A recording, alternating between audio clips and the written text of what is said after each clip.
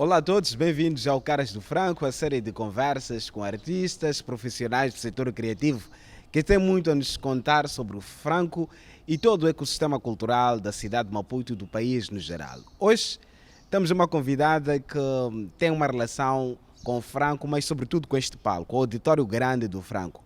É das primeiras vozes que ofereceu sua música, sua alma ao público que esteve aqui pela primeira vez para descobrir este espaço, esta sala de bode particular. Para além desta importância simbólica e não só, acabou por ser uma artista de bastante intervenção em outros projetos aqui no Centro Cultural Franco-Moçambicano, uma colaboração com Lucrécia Paco, ou então o projeto O Trânsito. E se quisermos também nos recordar de uma história recente, as Likud fazem parte do naipe de artistas e projetos com os quais esses projetos e esses artistas a nossa convidada de hoje trabalhou. Chama-se Xude Mulhane. Muito obrigado, Xude, pela tua presença. Obrigada, David. É sempre bom sentar contigo e conversar. Sinto-me sempre bem à vontade e estou muito feliz de voltar aqui ao palco. Já não estou cá, não entro nesse templo, né? É um templo, não é? É um templo da nossa palco de cultura, que é o Centro Franco-Moçambicano. Especificamente este palco, porque eu me lembro que eu tinha uns 20, não, 30 e, quer dizer, era 1998, 95, que eu vim cá abrir o primeiro show neste palco. Foi eu, Dua, lembras de Dua Maciel? Do Maciel. Acho que Jojo estava no teclado, acho que Lemon também estava. Lemon Pinto. E Zeca Checo no bateria. E isto estava tudo aberto, a gente podia ver tudo que estava lá fora. Podiam ver o edifício do município? Sim, não tinha essa cobertura ainda. E a gente, felizmente, não choveu naquele dia. Porque se chovesse... Se chovesse, fim de concerto. E podíamos ver o Catedral na distância. Então, estar aqui no palco, cantar para esse público todo. A gente podia ver público lá fora também, que estavam à espera de ter bilhetes e aqueles que não podiam entrar estavam lá fora também a nos dar energia. Foi um momento muito, muito, muito especial. Sendo que Xude já tinha uma experiência nos Estados Unidos da América, e um país gigante do ponto de vista de indústria musical, particularmente, voltar a casa, estar neste palco, teve algum valor muito especial para si? Bom, eu não voltei dos Estados Unidos para estar neste palco. Eu já estava cá. Minha empresa Right Sound Moçambique. A gente fazia vários espetáculos e shows em Moçambique com a banda. E, por exemplo, não se lembra de Caicaína, lá na Baixa, no Costa Sol. A gente fez muitos shows aqui. Eu tinha meu próprio palco naquela altura e a gente fazíamos um grande show no estádio de Machaquén, que eu trouxe o Lucky Dube. Foi cerca de 25 mil pessoas.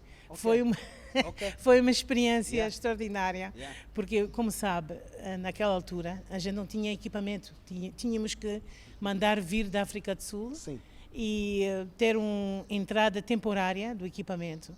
Então, a gente trouxemos o caminhão de equipamento para as luzes, som, tudo para o espetáculo no Machaquén. E quando chegamos, não queriam abrir o caminhão. Foi uma experiência que eu nunca quero ter mais uma vez. Os técnicos já que não queriam abrir, quem não queria abrir? Os que transportaram e acompanharam a caminhão da fronteira até Maputo, não vou dizer mais do que isso, não queriam quebrar o cadeado. Uma vez que quebras o cadeado, já está no país, quando tiras o equipamento. Então tinha algum pessoal que tinham que vigiar isso tudo, não queriam quebrar. E estavam negociações durante 2 horas e tal. E já estávamos tarde para poder montar equipamento, já sabes como é. Tínhamos luz, tínhamos soundcheck para fazer, tinha cerca de 6 bandas a tocar toda a noite. Foi um evento, e isso foi organizado pela Right Sound, que era a minha empresa. E aquela noite também um polícia ficou muito emocionado, começou a dar tiros no céu. Então foi, olha, eu vou dizer, então isso já foi anos antes de eu aparecer neste palco. Há uma história antes já deste estava palco. cá, não vim dos palcos dos Estados Unidos para cá. Não, mas eu perguntava porque Sud já em 88 tinha colaborações com Roberta Flack, já colaborava com Marcus Miller, já tinha passado por palcos no Japão, ganhou prémios. É verdade, já tinha um percurso. Pergunto isso White Band. É verdade, já tinha uma rodagem ao nível dos palcos internacionais muito grande e vir aqui. Abri o espetáculo em Japão do Commodores. Abri o espetáculo deles quando eles foram para Tóquio tocar. Interessante, interessante. Então, e disso também iremos então falar. Conheci Lionel Richie, a banda. Super. Então vir aqui a este palco, de alguma forma ele fez perceber o que estava a acontecer em Moçambique, o que se anunciava para a cena artística local, aqui ao ver este palco, a ver essa infraestrutura, esta capacidade, conseguia sentir uma coisa especial. Muito especial, porque naquela altura a maioria dos teatros já tinham condições, as cadeiras estavam basicamente não em condições para receber um público, não tinha muitos sítios para poder atuar.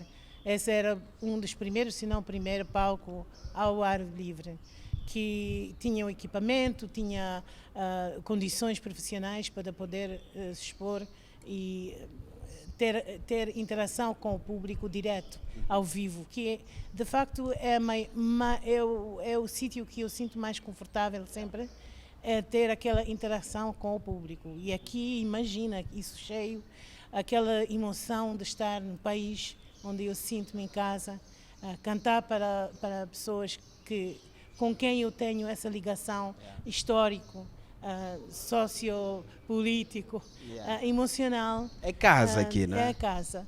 E então, foi uma experiência maravilhosa e com esses músicos com quem eu estava a trabalhar, ainda por cima, e a gente estava, era como voar, O Eduardo White estava também aqui, cobrir o espetáculo para Notícias, Jornal Notícias, escreveu uma carta de amor no dia seguinte, que saiu no jornal.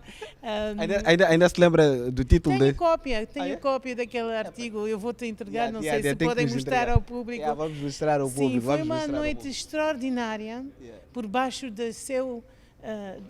nosso céu cheio de estrelas, foi uma noite maravilhosa. Foi uma carta de amor. Não, para mim sim, foi uma noite de amor entre eu e o público. Muita gente não me conhecia em termos de o que eu como artista, conheciam-me na televisão, conheciam vários trabalhos que eu fiz no rádio, mas não tinha tido possibilidade de atrair tanta gente num espaço assim para poder interagir com eles diretamente.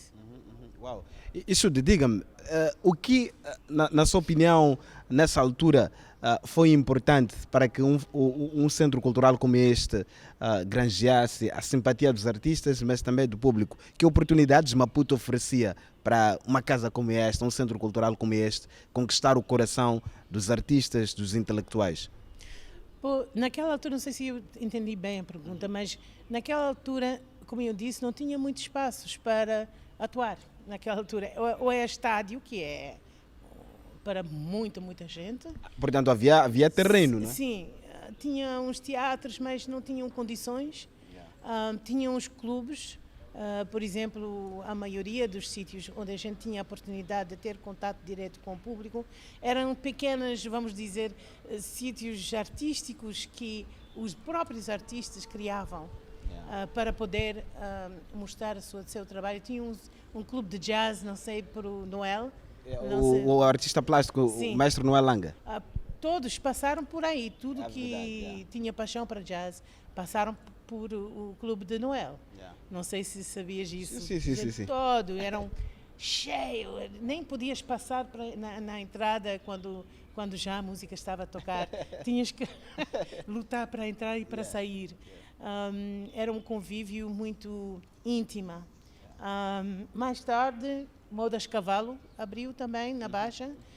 Tinha já a Avenida, mas também não tinha esse impacto e o espaço para fazer workshops com outros músicos e outros artistas de multimédia. Esse, de facto, era o primeiro espaço. O diretor que veio, não me lembro do nome, era um francês que fez os primeiros contactos com os artistas para poder atuar aqui e conviver. Ele falou com artistas plásticas, ele de facto integrou-se dentro da comunidade artística para poder trazer essa intimidade aqui dentro desse espaço. E como vê, é um grande sucesso. Sem dúvidas, Sim. sem dúvidas é um grande sucesso. E por isso pergunto, quais são as portas que se abriram para os artistas, não só aqui, mas noutros espaços artísticos em Moçambique e no mundo, a partir do Centro Cultural Franco-Moçambicano? Bom, eu acho que uma das primeiras aberturas era de ter aquele convívio entre artistas moçambicanos e artistas de fora do país. França, alguns da Alemanha, uns colaborações. Eu, de facto, não participei em muitas dessas colaborações. Para mim, abriu a porta era de trabalhar com outros artistas moçambicanos. É o que este espaço ofereceu para mim. Trabalhei com Likuti, como disseste, trabalhei com a Lucrécia Paco, a Mulher Asfalto. Então, vários tipos de teatro, música, uma mistura de dança, música eletrónica. Então, esse me deu ofereceu-me esta abertura de trabalhar com meus próprios colegas aqui de Moçambique. Agora, eu sei, pelo aquilo que eu já acompanhei, que houve grandes trabalhos que fizeram com outros músicos e artistas em França, em Alemanha, através daquilo que o Franco oferece. Mas a minha experiência, aquilo que o Franco me ofereceu, era de trabalhar com meus compatriotas. Sim, sempre. E também vale a pena aqui destacar e com muita precisão essa experiência com Likuti, com Lucrécia Paco, com o projeto Trânsito. Claramente que isto é incontornável quando falamos sobre percurso. E vamos começar precisamente por falar de Mulher Asfalto, essa peça que de alguma forma também é um lugar onde temos que regressar quando quisermos entender uma parte da história das artes dramáticas em Moçambique, o teatro. Como é que foi colaborar com Lucrécia para uma peça de importância no que diz respeito à intervenção da arte em vários temas sociais? Bom, o que é que se pode dizer sobre a Lucrécia? Uma artista extraordinária, ela tem uma visão muito criativa, muito aberta. Ela tem a capacidade de olhar pelaquilo que, por exemplo, aquela peça era muito inovadora em termos daquilo que a gente estava habituado a ver no teatro, aqui nos palcos. Que misturava música, canto, poesia, teatro e dança, tudo dentro e cenário também. O rolo e o papel que o cenário, se diz cenário, faz para contar uma história. A história é extremamente importante. Eu conheci Lucrécia nos anos 80, pelo trabalho que ela fez, mas também através dos irmãos, que são uma família de artistas. E sempre admirei o trabalho dela. E quando a gente juntava, sempre a gente falava da mulher moçambicana, nossa experiência como mulheres na indústria, mulher em geral também. Como sabe, ser mulher é como às vezes ser uma cidadã de segundo degrau. Por isso o grande significativo desta peça, que fala de uma mulher rejeitada pela sociedade, que quase morre, vamos dizer, dentro dos desafios que ela confronta como mulher só no mundo, uma mulher com espírito de querer viver a sua vida, mas encontra sempre obstáculos e no fim do dia é engolido por elas. É um tema que me diz, que me toca intimamente. Quando eu trabalhei com a Lucrécia, estava na altura a trabalhar com Projeto Trânsito, com Chico António, com o Edmundo Matzialane, e estava concentrada na percussão e usar minha voz como percussão, como a colorir em vez de cantar uma tema do princípio ao fim, A, B, A, ou A, B, C, ou A, B, B.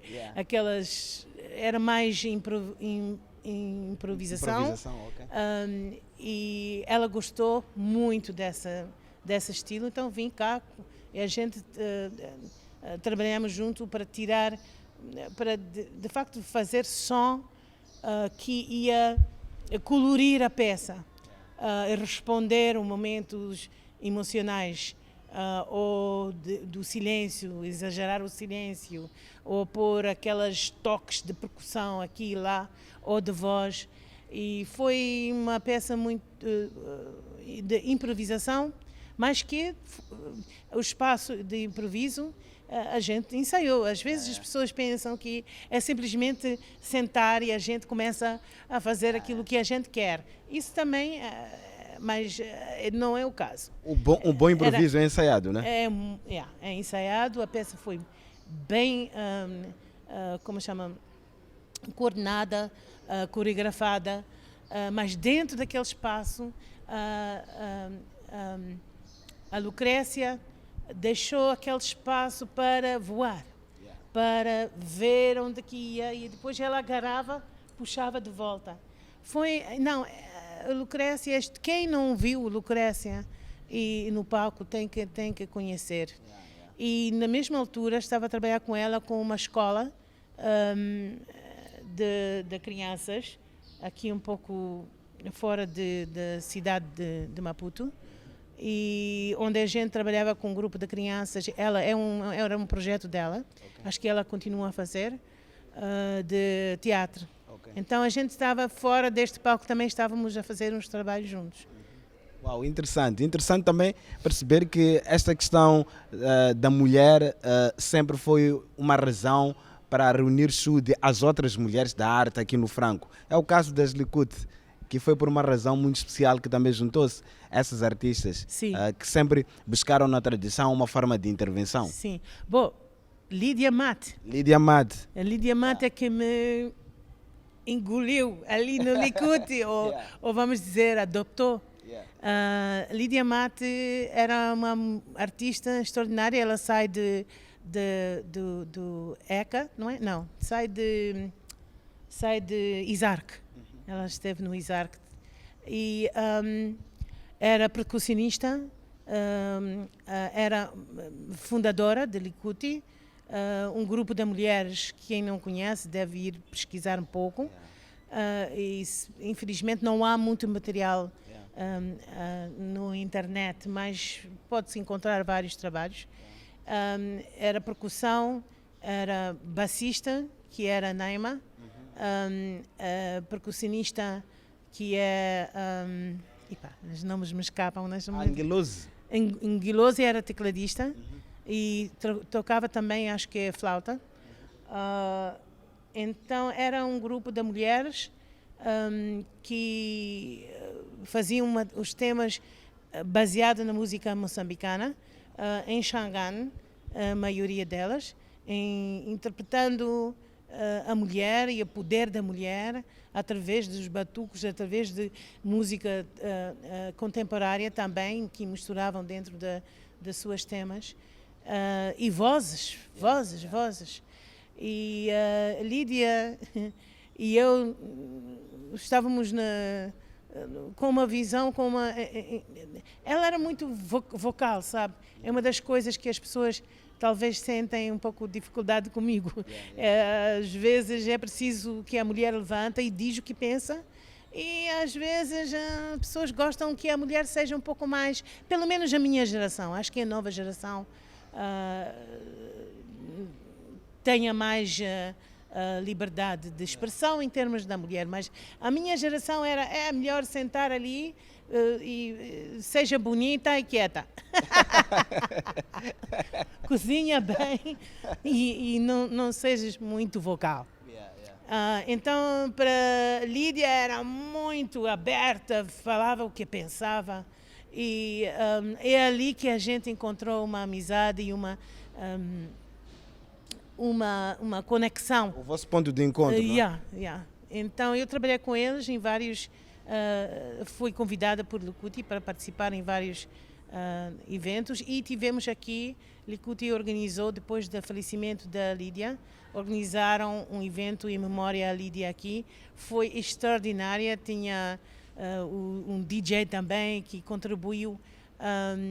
Então era uma mistura de música que talvez também Lídia não seria tão contente, porque Lídia era muito, em termos de som, ela estava mais interessada em ser mais tradicional. Os Era muito autêntica nisso, né? Os instrumentos eram nacionais. Ela estava mais interessada em fazer um ênfase naquilo que era nosso. Então, os mais jovens de Licuti viraram isso, introduziram o eletrónico, mas foi uma festa extraordinária aqui, inesquecível. Uau. Interessante também que foi nesse caminho da tradição que encontra no trânsito esse lugar fantástico para cruzar isso. Aliás, acabou por falar um pouco de como é que funcionava o trânsito. Mas eu também tenho uma memória muito especial e queria desafiar aqui a Xuda a refletir conosco, porque é um artista que já não está entre nós, mas o seu último concerto em Moçambique, em Maputo, foi aqui no Franco, em 2004. Foi o Jito Baloi, que foi um grande amigo seu. Sim. E a última vez que esteve aqui em Moçambique, atuou aqui, precisamente. Eu, naquela altura de 2004, estava nos Estados Unidos, estava a acabar meus estudos, então não estava presente. Mas eu trabalhei com ele durante os anos 90. Ele me convidou para abrir o espetáculo de Tânia Maria em Joanesburgo. A gente viajou também para a Namíbia, para vários festivais, e trabalhei no CD dele e gravamos também uma canção minha que era Há um Lugar, num dos CDs dele, que ele tocava percussão e eu cantava a capela. E há uma história por detrás desse Há um Lugar. Sim, eu fui convidada para cantar e apoiar o movimento contra os anti-personnel landmines, como se diz em português. As minas, não é? As minas antipessoal. Pessoais. Houve um movimento mundial para os países assinaram um acordo de não produção desse tipo de arma. E convidaram-me como um representante de Moçambique para cantar e participar nas várias eventos pela Canadá para consciencializar o público e os parlamentos em Canadá sobre a necessidade de assinar. E pensei que tinha que cantar uma canção sobre Moçambique, sobre a minha experiência, um pouco, de facto, aquela canção que eu queria escrever para meu pai, sobre a minha experiência. Então, eu cresci, obviamente as pessoas já descobriram que falo inglês é a minha língua materna, e a influência que eu tive foi muito de teatro, de Broadway, dos musicais, que minha mãe, quando eu estava a crescer em Tanzânia, não tinha televisão, então a gente sempre... era livres e rádio. Era livres ou giradiscos e rádio. Então ela tinha acumulado, quando a gente mudou dos Estados Unidos para a Tanzânia, eu tinha 6 anos, ela nos ensinou todos os musicais mais famosos, mais de Leonard Bernstein e outros. E uma delas é uma história reimaginada de Romeo e Juliette pela Leonard Bernstein, chama-se West Side Story. É sobre os conflitos e a fronteira cultural de conflitos entre um grupo de imigrantes e outro, que eram italianos e os porto-riquenhos, e uma história de amor entre uma menina que vem da comunidade porto-riquenha de Nova York e um rapaz que vinha do lado da comunidade italiana. Claro, é uma tragédia, mas também é uma celebração. Tipo Romeu e Julieta, né? Sim, é tipo Romeo e Julieta. E tem uma canção que eles cantam juntos, que chama-se There's a Place. There's a place for us, somewhere a place for us. Há um lugar para nós, algum sítio há um lugar para nós. É aquelas... me tocou sempre porque fez-me lembrar dos meus pais também, que vinham de diferentes culturas, que vinham de diferentes lugares em termos da sua etnia.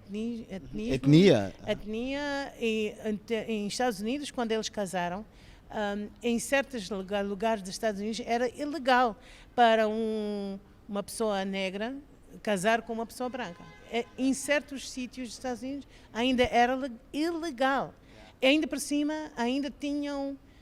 quando eles casaram, isso foi antes do movimento civil de Martin Luther King.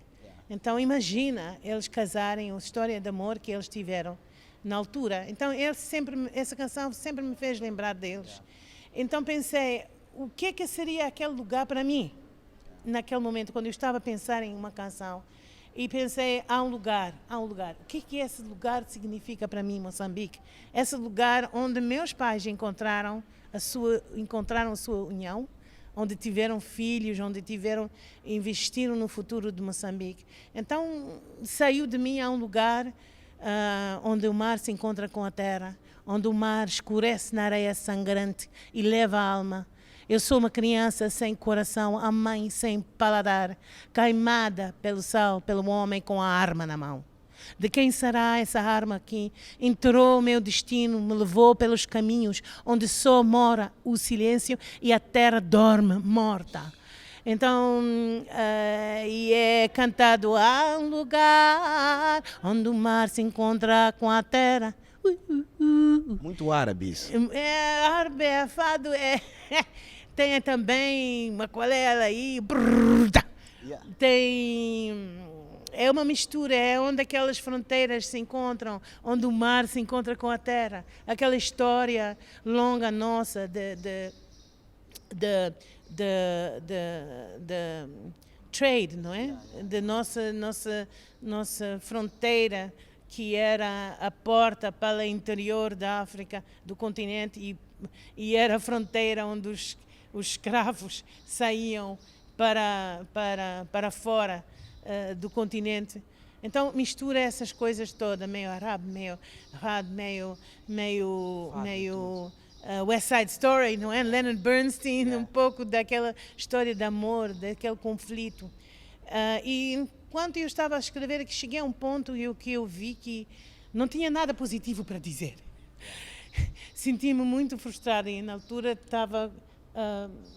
tinha muito convívio com Marcelo Panguan, que nosso escritor Marcelo Panguan. E eu abri-me com ele, disse, eu tenho dificuldade de encontrar uma luz ao fim deste túnel. Se pode dizer túnel, não é? E ele escreveu a última parte, que é amanhã trago a beleza, coisas perfumadas, frescura dos rios, cores verdes do meu país. Então trago entre os dedos a taça, donde o vinho amadurece o canto e se extingue a dor. Moçambique, Moçambique, Moçambique, extingue a dor. Então ele também contribuiu e saiu essa canção. Quando o Egito ouviu, ele disse, vamos pôr no meu CD, vamos pôr. Então ele pôs era a capela, ele pôs percussão por trás. E pode-se encontrar online, se procura um lugar. O disco Acaia, não é? Acho que sim, era disco Acaia de Gito Balói, vale a pena descobrir este álbum. Foi muito bonito ouvir-lhe a falar e com essas memórias tão claras e que nos traduzem a beleza do seu percurso e do seu trabalho. Obrigado por essa presença aqui, que está a ser fantástica e é fantástica, mas isto significa tempo e nós não temos tempo, temos de terminar a nossa conversa, mas claro, fica muito por se contar. E a última pergunta que eu coloco assim é a seguinte: Sudi, qual é a sua maior saudade? Eu acho que uma das coisas que qualquer músico vai dizer durante a epidemia do Covid, nós não temos esse prazer de estar no palco, de conviver com o público, assim, naquela intimidade. Este faz muita falta. E também entre nós. Durante a ano a gente sempre colaborávamos de uma certa forma ou outra. Agora estamos limitados a fazer eventos com distanciamento. Essa que é a parte que me faz muita falta.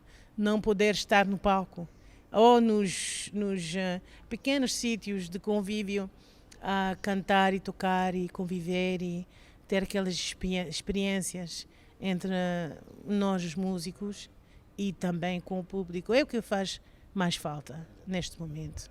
Muito obrigado, Xude. Obrigada, David.